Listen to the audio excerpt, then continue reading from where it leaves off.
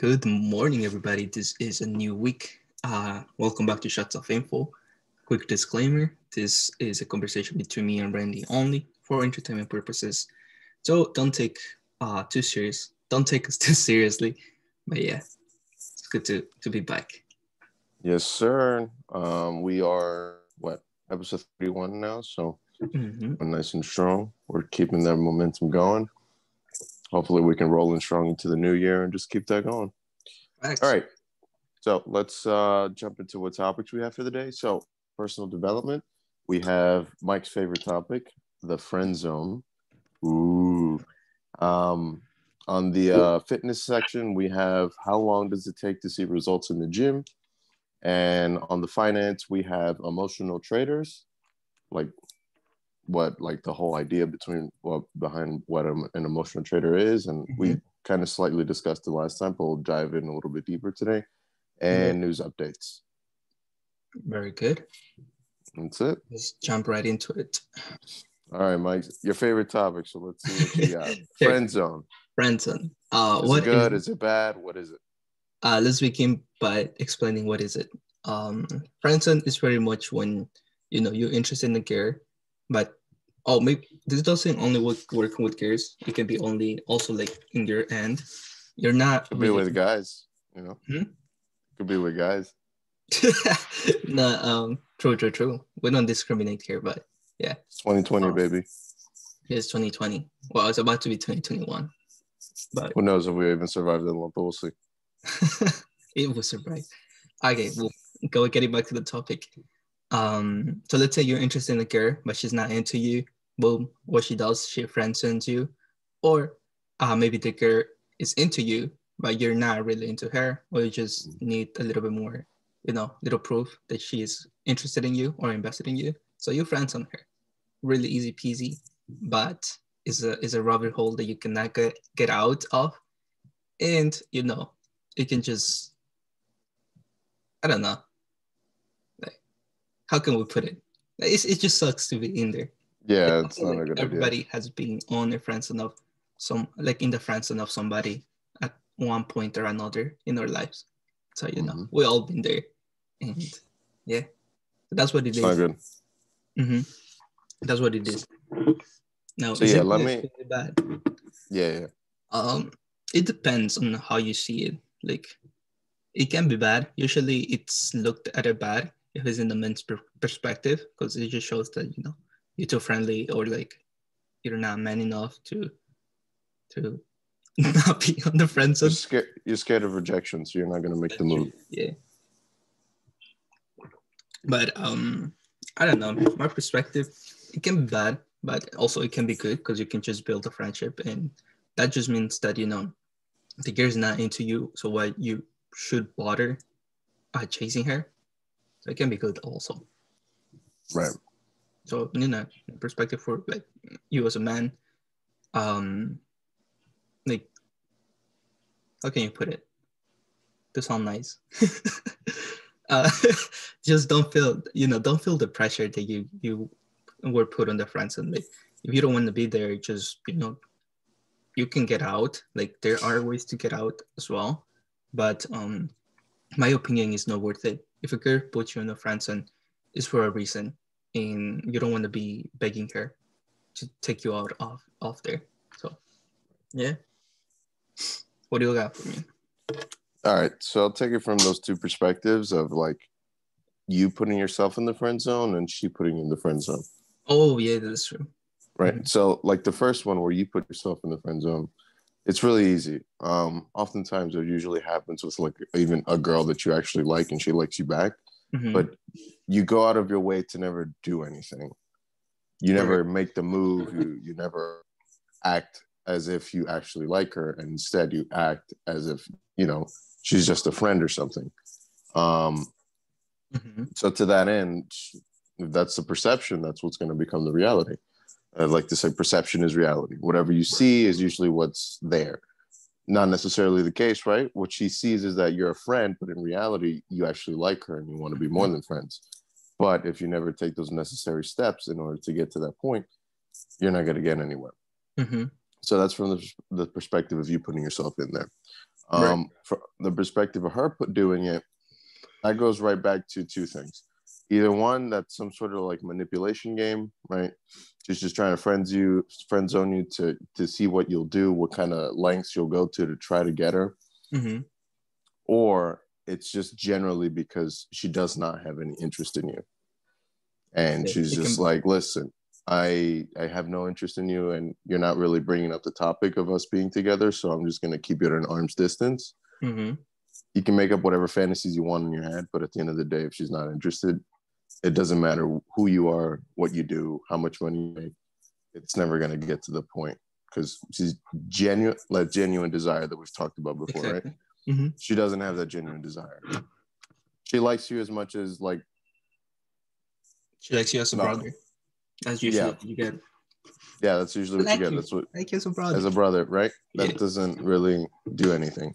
So She wouldn't fuck with her that, brother, so I mean, some do. You never know. that's Um, some that's some that's some that's that's some incest. middle That's, state type of shit. yeah. I don't know. And I have a theory about that, but Uh-huh. we can talk about it another time. I got high one day and I just started thinking about why that's a thing. Damn, what you It say got to pretty me, man? interesting. That's Because crazy. like, why is it a thing? I know people who fucks a brother. No brother, no cousins or second cousins, but not brothers. But why is that a thing, right? Like, Mm. No, but is that like back like, in the days, remember, like the rich people to keep the wealth in the family, they used to fuck, like but the another thing cousin. was purity, Brother. right? Hmm? Purity. They didn't want to like mix with other people or other Mm-hmm. races in order to keep the Exactly. bloodline pure. Yeah. So yeah, that's basically the conclusion that I got to. But I could also imagine that it's like a chemical imbalance in the brain. Mm-hmm. But we can talk about that because I think I have some interesting ideas on that. But yeah, we can get into ideas. But going back to the Uh, Friendzone. right. So again, so let's go back to the part that's a manipulation. Mm-hmm. With that one, similar idea. Why are you going to be with somebody that doesn't genuinely have a desire for you, or she's trying to play this game with you in order to get you to do more, invest more than she does? At that point, you're just wasting your time because the whole relationship is built on the line. Right. That's it. That's it. Yeah, that's true. Actually, yeah, I agree with you about the three types of friendzones there is. First, um, You put yourself in it. yeah, well, manipulation I think is a huge one. So even if she's interested on you, but she just want to test you, she just want to see if you are gonna make the move, if you're gonna take the initiative. All right, so that's one. You put yourself in there. That's true. I have this tendency of putting myself in the friend zone, but that's just me. I'm not ready to date, like seriously date. I'll be just fucking around. And if the girl is not just to fuck around, then I just friend zone myself, or I just friend on her. And I see also like I do it to shit test her to see if she's genuinely interested in me, because I'm not trying to date somebody who's not interested in me or who's putting the work as well. Never should. And if I don't see the interest, then I just lose interest. Simple as Yep. that. So that can go also the other way around. Like guys can friend some girls, but usually where we see it most commonly, it's when the other way, when a girl friends a guy, and that's why it's kind of seen like um it's bad. Being friends on, it seems like a little bit bad, but guys do it too. Like If you understand how it works, then you can do it too. But because that's very far in between. It's like I rare. feel like it has some power to it too. That's why I like doing it, because if you're friends on somebody, like you're getting to know her as a friend, and she really tries to get out of the friend zone, then that means that she's interested in you. Then that's kind of how you know that you're kind of it's into you, it's interested. Genuine desire. Desire, yeah, because else, bro, I don't know. I mean, it's not a bad way to like gauge interest level, but I feel like at the end of the day, like you've seen me, like my perspective is I just go for it, and if it ends up working out, great, and if it doesn't, then we're done. I just don't talk to them again. That's it, because I don't have the time to waste. Right. That's pretty much it. I have shit to do. I have a purpose to be on, and I'm not gonna be waiting around for this girl to make up her mind or whatever the case might be. Heard you, big boy. Now, for And me, that I'm work, baby. different on that aspect with girls. I take my time, especially if it's gonna be like a relationship type of shit. I don't like to jump right into it. Now, if it's just Never like should. interested for short period of time, yeah, by all means, I just to take my shot and that's it, get it over with. But Yep. if it's, it hasn't come to like now, like somebody that I'm interested in the long term. Also, I feel like I'm not there yet. Like it is. Remember we talked about being preference, like preference to be in a relationship or being single. I enjoy how my life is right now, and I had plenty times of conversations with other people about like being single and being in a relationship, and I'm like, yeah, I'm good, because I just see myself. I see my sister, who's married. It's just like, don't get married, because it's a hard thing. And even being in a relationship, I felt like for me it's not the right time, or maybe I'm just scared of commitment, which can also. No, I would say it's a good idea to just be single, because I would say it's a good idea to be single if you can't really find that right person, because being single will always be infinitely better than being with somebody that you shouldn't be with, because that's just gonna make you waste money. It's gonna make you waste time, and at the end of the day, that relationship is probably gonna end. So you're building to nothing at the end. So be really diligent about the people that you start dating, that you keep around in your life, because you really do not want to be wasting that time and effort for nothing in the end. Exactly. And friendzoning somebody can be a good. Damn, I don't want to call it manipulation, but it's a good shit test that you can put on somebody to see if they're really interested on you, or if she, gets out of the way to be on that. But it depends on you. Like, if you don't like the term, then you can call it something else. But we all been there. We all been on somebody's friendzone, and I don't know. When in high school, I actually got out of the friendzone with my best friend, and to be honest, we had. I wouldn't say last, but it was good.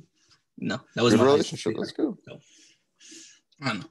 It worked for me once on that aspect, but it didn't work out because once I got her, I got bored of it.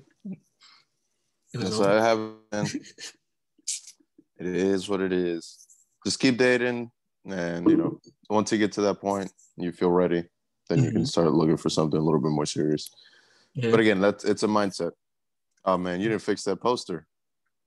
The poster up on the wall. What? I was looking at it too right now. I was like, bro, I fix it. But the thing is that when I see like from a straight, this is a straight. Damn, fuck it. I fixed it. Damn. Anyway, so yeah, with the friend zone, just be really diligent. You have to have the right mindset. Yeah. Again, you don't really want to be with people that don't have that genuine desire for you. And that friend zone is one of those things where it's like a gray area, but it's really not. It's either you put yourself there, or she put you there, or she's testing you. And the only one that you can control is the one where you put yourself in there. Yeah, true. So that's the one that you have to make sure that doesn't happen. So if you're interested in her, make that known.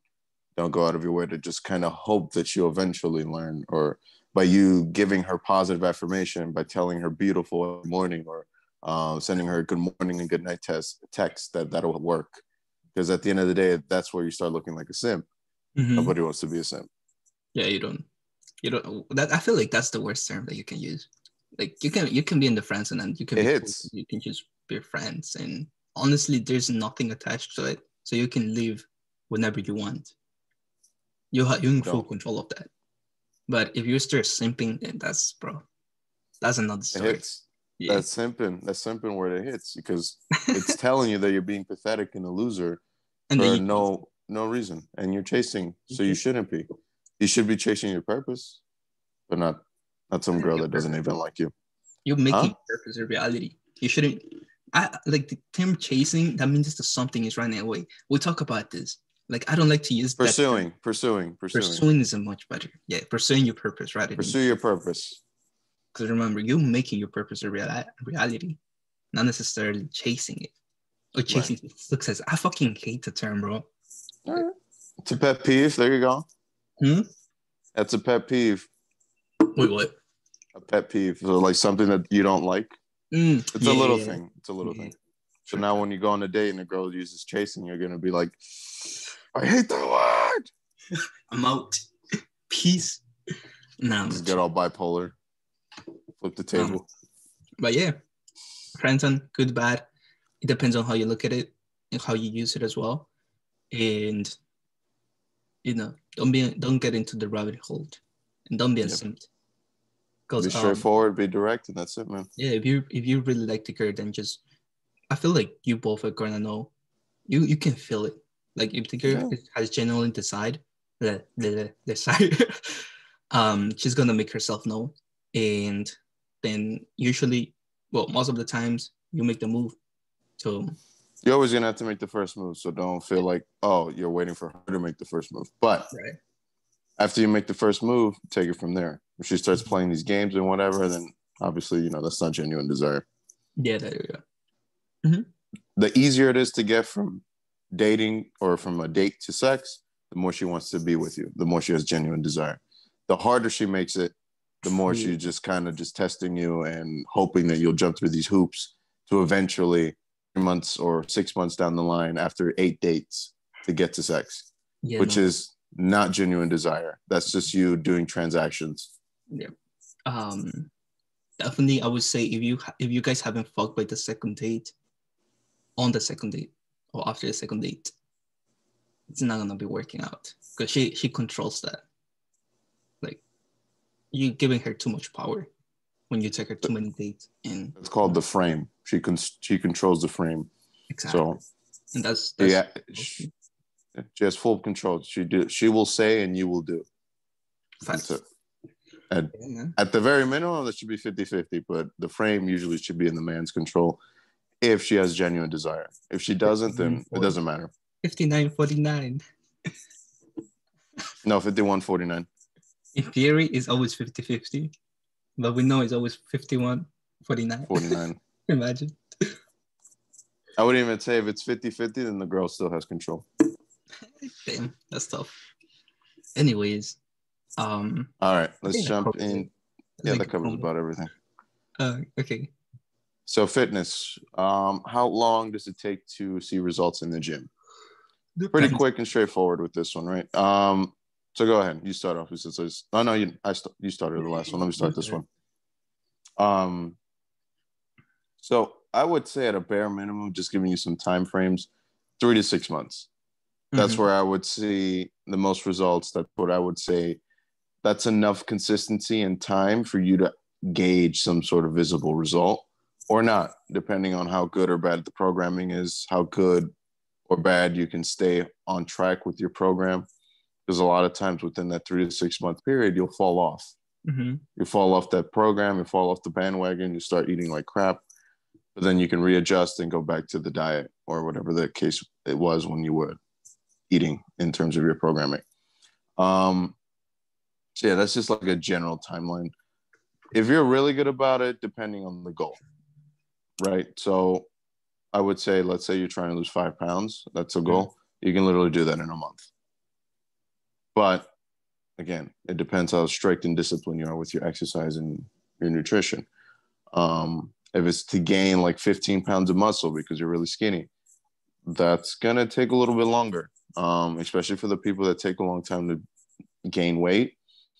So you can probably be looking at anywhere from 4 to 5 months and not longer. It's all relative to the goal, but you'll see a really good result within 3 to 6 months, whatever the goal is.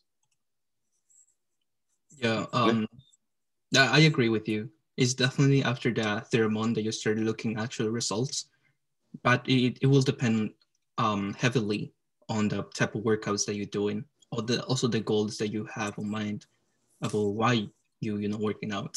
So if it's to lose weight, if it's to gain weight, if it's to gain muscle, it will play a huge role on that aspect. So depending on the type of workout that you do, as well as the consistency. So you cannot compare somebody who goes to the gym or whoever works out 5 days a week to somebody who works out once or twice a week. So consistency is going to also be a huge variable when it comes to seeing results. So the more you do, then definitely you will get results sooner. And that's very important too, to give your body a rest. So even if you wanna, be consistent, you shouldn't be going to the gym every single day, like 7 days a week.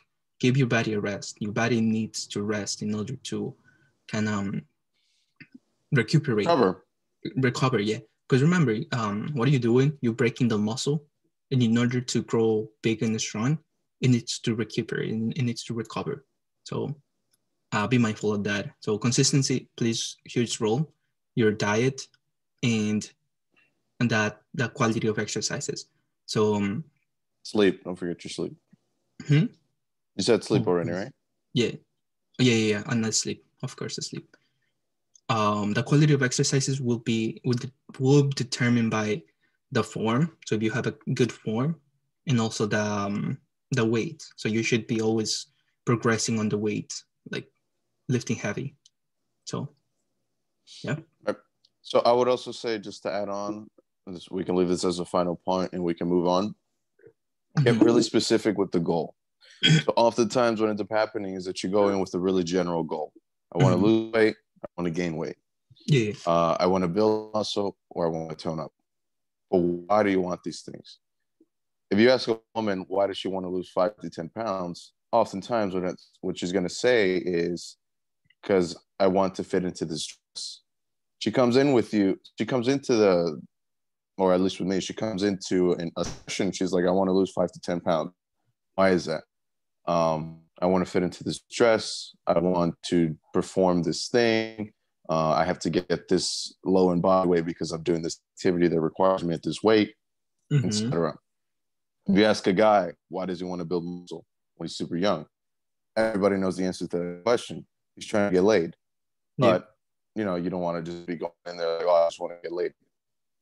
Obviously, looking good is going to be one of those factors in order to help you facilitate that. But as we talk about with the personal development, a lot of that is going to come down to just your mindset and your approach, your confidence with most of these things. So, be diligent about what the goal is. Because if you want to build muscle, you can build muscle until you physically can't. And that can take forever. So again, be specific and be detailed. That way you can actually get to that goal within 3 to 6 months, as opposed to you kind of just running in a circle, trying to get to that goal, never getting there because it's too vague. Right. And that's it. Yeah, definitely being more specific about the goal is very important. And the whys, definitely it's a good one. And one thing I would say, like, your goal shouldn't be to get laid. I know that's most of the case for a lot of people. That was me. The girls are gonna choose. If usually it's more like, because girls have so many options. They can have from like dad body. What's it called? Dad bod. So like somebody who has a 6-pack, and whatever you stand on the range, she can choose whoever she can. So it should be more like about for you. Yeah, for sure. No, it should always start with you, but when you're that young, obviously, and the hormones I had the mentality too before. Exactly the same. Hormones are kicking. You're like, I gotta look good because the girls like good looking guys, especially when you're young. The girls like good looking guys. But once you start getting older and you start actually seeing the reality of things, not actually the case. But again, that'll come with time and experience and wisdom. But until then, if you're young and you want to build muscle, go for it. Get laid. But yeah, that was a good one. I think that's all. Yep. Straight to the point. Facts. So let's go with finance and the last 2 topics here, or points. So we have emotional traders and news updates. So we can start off with that. Yeah, so we talk about this on Friday, if I'm not mistaken, about emotions playing a huge role on trading. Now, what is emotions? For those that don't know, emotions is when you cry. Nah, imagine. It is, technically. Well, is an emotion. Crying is a emotion. But emotions is pretty much the way that you feel about something. Or, the way that you feel about something. No, that's it. I'm sorry. It's very straightforward. And now, how did that imply on trading? It's pretty much, nobody likes to lose money. or you enjoy winning the money. So it can go both ways. So we can take a look at when you losing money. When you're losing money, you usually tend to, what's it called? Show like anger, sad, frustrated emotions. Like you're like, what the fuck? What is going on? Like this trade did me wrong or whatever. That's sort of emotions that you expect to see when you losing money. Nobody likes to lose money, so it definitely comes out. When you're winning money, you get excited, you get happy, you get like proud of yourself, blah blah blah. So what are the risks of this sort of emotions? You wanna add up to it, or Sure. So I would say that one of the biggest things is you will always lose money right? when you're acting emotional like that. Because the moment you start losing money, you're immediately going to either sell the position or you're going to bag hold it until you lose all your money. And that's the thing. Like, you don't know which way it's going to go. So here's the thing. I can tell you that, listen, when you're losing money, you should never sell, because it's in the selling that you lose the money. Because often, I would say 90% of the time, most stocks recover at some point. Now, in terms of timing, don't know. It could be in a week, could be in a month, could be 6 months, could be a year, could be years before that stock recovers. But I'm going to give you a 90% probability that it will recover and you make your money back. It will recover. Now, again, 90%, because jump to JNUG, right? I told you that it was going to jump back to 170 and never did. It got really close to maybe like 165 back in the summer, and then it never hit that again. All right. And then gold just started slowly falling until it's at where it's at now. So I would say you got to be diligent, because if, again, let's say hypothetically that never happens, you never get to that point again, then you're going to be bag holding something that's depreciating over time, which means you're just going to keep losing money.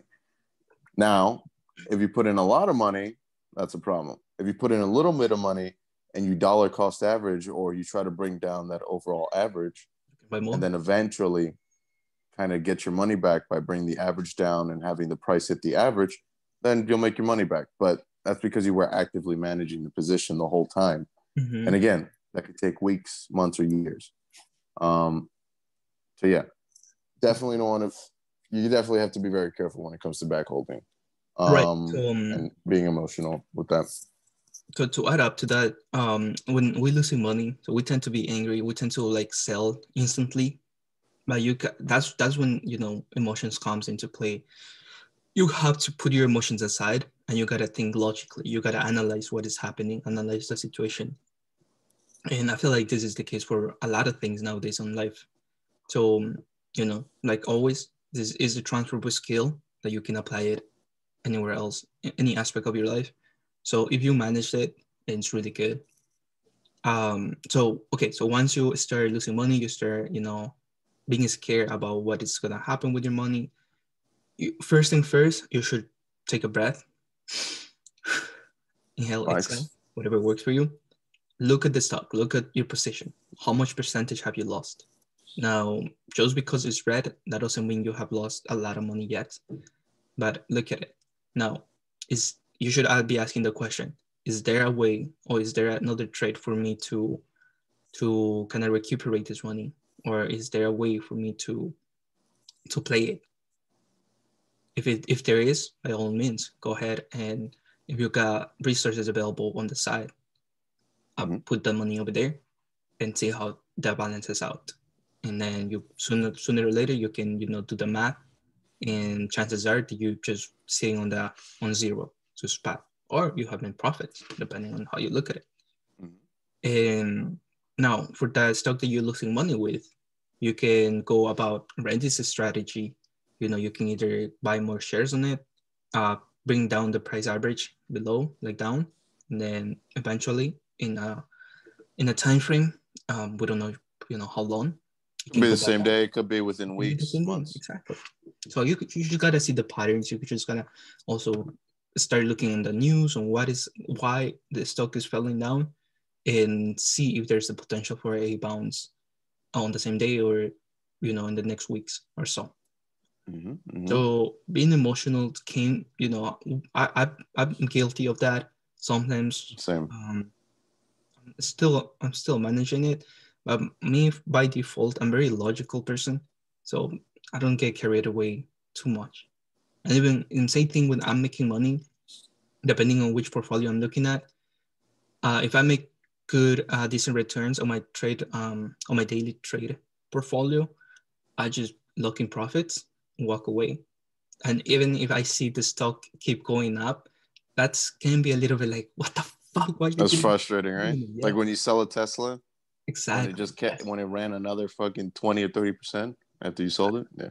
There you go. So you just like, fuck, but you just learn from it. You'll be like, because Get it next time. Yeah, like I would say like 70% of the time after it reaches the peak, it falls down. So usually that's the case with a lot of stocks, in my like from what I have seen. So don't be emotional about it. You got profits, be happy about that, and that's it. Just try to Next time, you have tomorrow and the day after that. exactly Learn from those.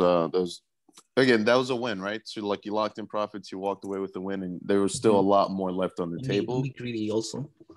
Greed but that comes down to greed, and also you learn, like you start seeing that, like, okay, so this time I sold all my position when I made my percent gain. This time I'll sell 70%, 75%. I'll keep a little bit in, and then if it keeps running, then I can take part of that. If it doesn't, then I can immediately sell out, still make my profit. But obviously, if that opportunity was there for it to run, I was still in there. So it's not like I lost out on that. Yeah. I feel like you unconsciously get to that point after a while, after a few mistakes.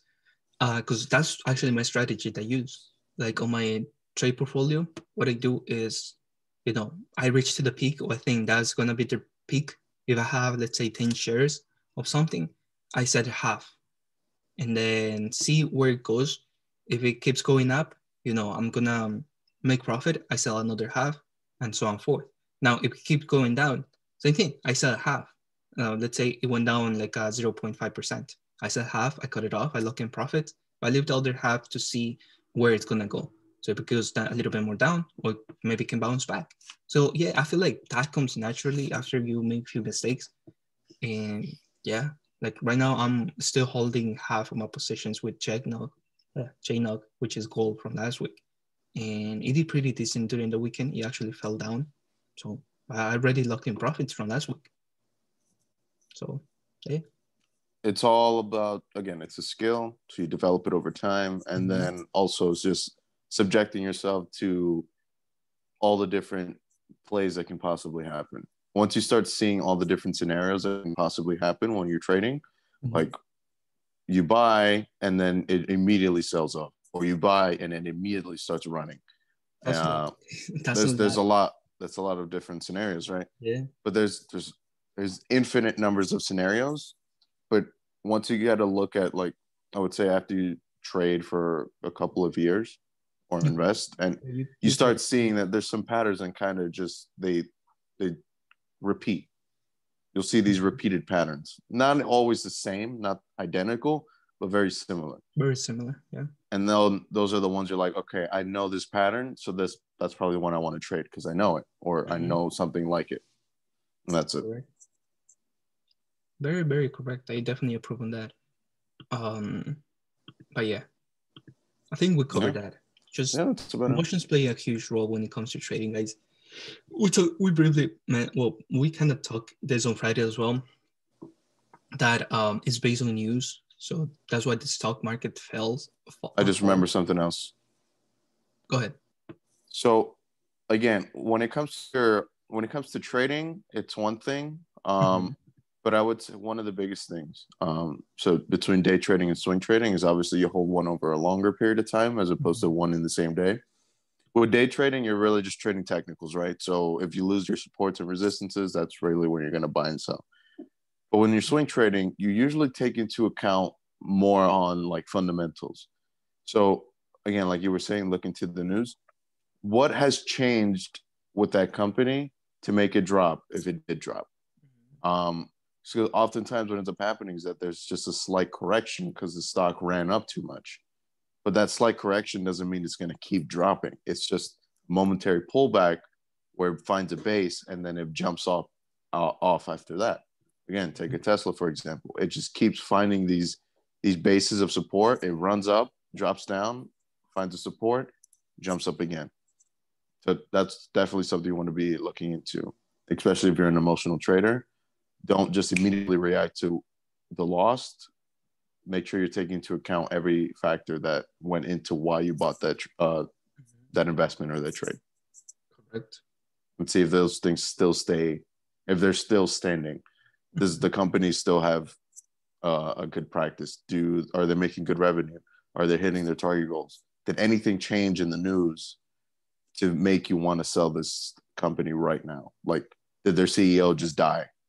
That's a big catalyst, and that will probably drop the price down significantly. Mm-hmm. I would imagine if Elon Musk just dies today, Tesla will drop a lot.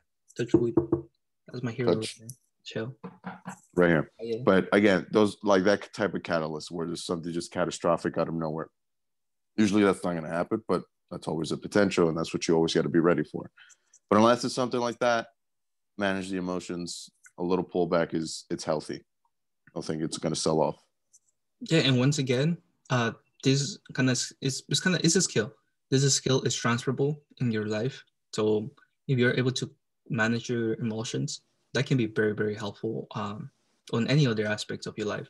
Because we by default are emotional persons, emotional beings. So don't let your emotion controls. And remember the picture that you sent me I think on Saturday, or I don't know what day was it. The one with the brain and the heart. Yeah, that shit was so deep, bro. I was like, bro, that's kind of like what are you looking for? Like, It's a balance between the logical thinking and your emotions. So that can be transferred on anything in life. It's always a balance between them two when it comes to, trading, when it comes to girls, when it comes to any sort of steps. It's always a mix of them. Mm-hmm. So, manage your emotions well in trading, and you get into the habit of managing your emotions when it comes to anything. Let's say you get fired from your job. You gotta know how to manage your emotions. You cannot be like, fuck this shit, I'm out. Start punching them. Yes, they're acting crazy now. You gotta manage. You gotta be like, think it through, see the situation, and react to it accordingly. So there's times that you're gonna need to react quicker than others. So managing your emotions can help you greatly on this aspect.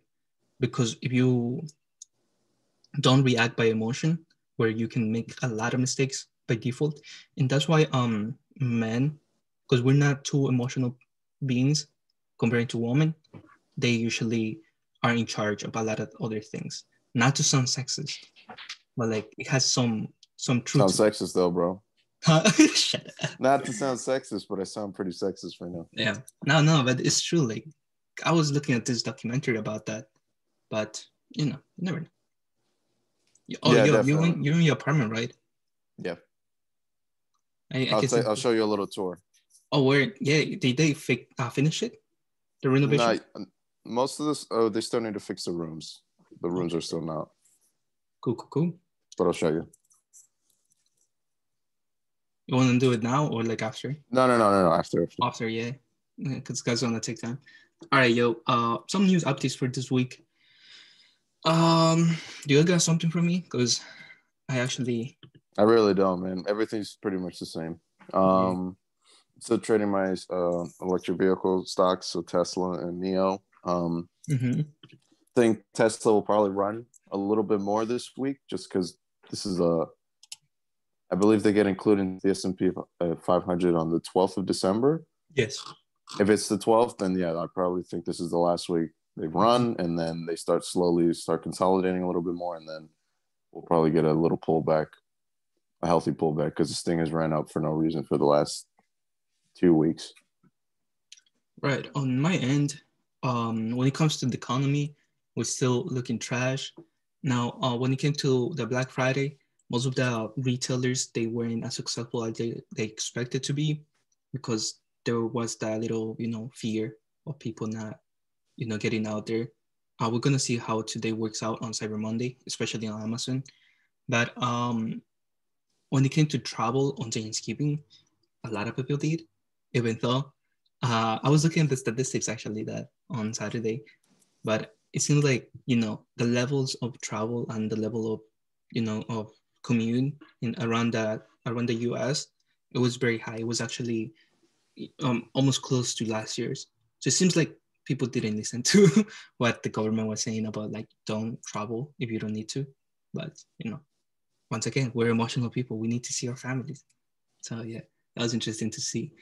Other than that, COVID cases is still increasing. So be careful out there. Wear your mask. Do the necessary things. And if you have suspicion that you have COVID or you got COVID, please go get tested, because you can be a receptor or like somebody who carries the virus but don't get sick, and you can be contagion other people out there on your way. So be careful with that, and you don't want to kill anybody. It's going to be in your conscience. But yeah, cool. Other than that, yeah. I think that's it, man. Starting off the week nice and strong on a Monday. It's gloomy and it's raining out here, but that's fine. We can easily still make money. It's a gloomy day, but it's a nice day. Let's make the best out of this week. Stay in your purpose. Champions, kings, campeones, kings and queens. Kings and queens. All right, yo. Peace out.